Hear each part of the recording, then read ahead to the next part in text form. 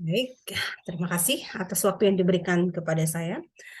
Di sini saya akan menyampaikan metode pembelajaran dalam agenda kedua dengan mata pelatihan berorientasi pelayanan yang insya Allah akan disampaikan alokasi waktu 10 jam pembelajaran atau 450 menit.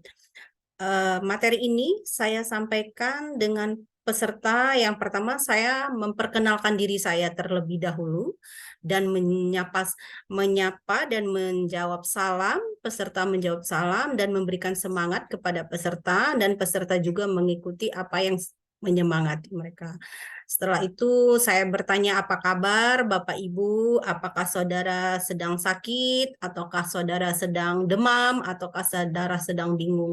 Tapi saya berharap Bapak Ibu sedang tersenyum. Selanjutnya saya bertanya, mengapa? Apakah yang menjadi motivasi Anda untuk menjadi pegawai negeri? Peserta menjawab dengan paparan mereka masing-masing, keinginan mereka, kenapa sih kok mau menjadi pegawai negeri. Selanjutnya saya menjelaskan deskripsi singkat tentang mata pelatihan berorientasi pelayanan, dan saya menjelaskan tujuan pembelajaran, hasil belajar peserta bagaimana, dan indikator hasil belajar peserta itu bagaimana.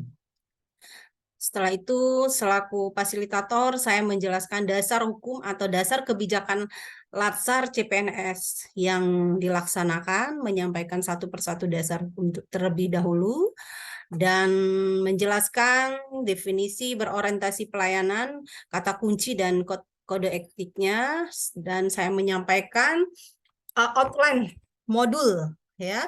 Mungkin ini nanti yang akan terakhir kita sampaikan rangkumannya, menjelaskan tentang isi konsep pelayanan publik dan isi daripada berorientasi pelayanan.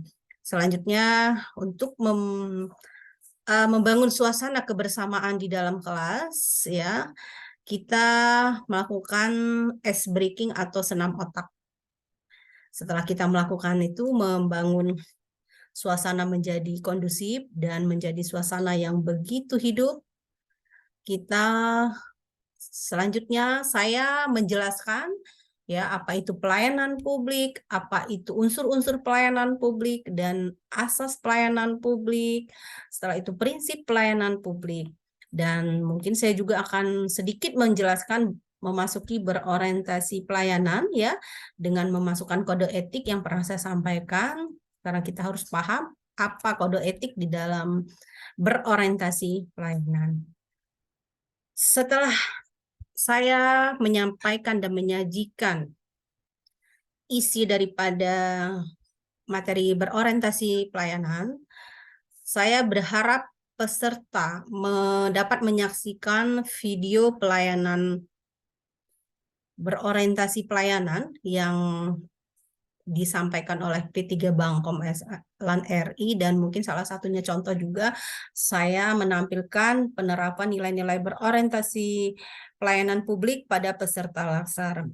Setelah menayangkan video, peserta dibentuk dalam 4 kelompok atau 4 tim ya. Peserta berjumlah 40 dengan pembagian kelompok dihitung dari 1, 2, 3 dan hitungan keempat menyebutkan tepuk tangan. Jadi kita membagi 4 kelompok, kurang lebih 10 orang satu kelompok, dan peserta melakukan diskusi kelompok atau menganalisis kasus yang berkaitan dengan profesi mereka masing-masing ya, dan analisis mereka masing-masing atau kasus yang mereka lakukan itu berkaitan dengan kasus yang ada di instansi masing-masing, dan mereka membuat video bagaimana sih menerapkan nilai-nilai dasar daripada berorientasi pelayanan, dan mereka berdiskusi dalam kelompok. Setelah melakukan diskusi dalam kelompok kurang lebih 3 jam pembelajaran, mereka wajib mempresentasikan hasil diskusi per kelompok untuk dipaparkan terhadap kelompok yang lain, dan yang kelompok lain menanggapi hasil diskusi tersebut. Setelah itu, setelah melakukan diskusi kelompok, yang terakhir saya ingin mengetahui sejauh mana mereka memahami bagaimana penerapan materi yang diberikan dari pertama sampai dengan akhir. Saya melakukan evaluasi atau mengukur tingkat pemahaman mereka dengan menggunakan pilihan berganda atau jawaban yang menurut Anda benar dan penggunaan Kahoot. Jadi peserta bisa menjawab soal-soal yang telah saya buat untuk dapat dikerjakan soalnya dengan menggunakan Kahoot. Setelah itu saya memberikan motivasi pada mereka bahwa oh ini ada peserta yang terbaik, mungkin akan saya evaluasi dengan memberikan mereka semangat. Setelah saya melakukan evaluasi dengan menggunakan Kahoot, terakhir saya sedikit menyampaikan dan menjelaskan pada mereka apakah mereka sudah memahami daripada nilai-nilai berorientasi pelayanan.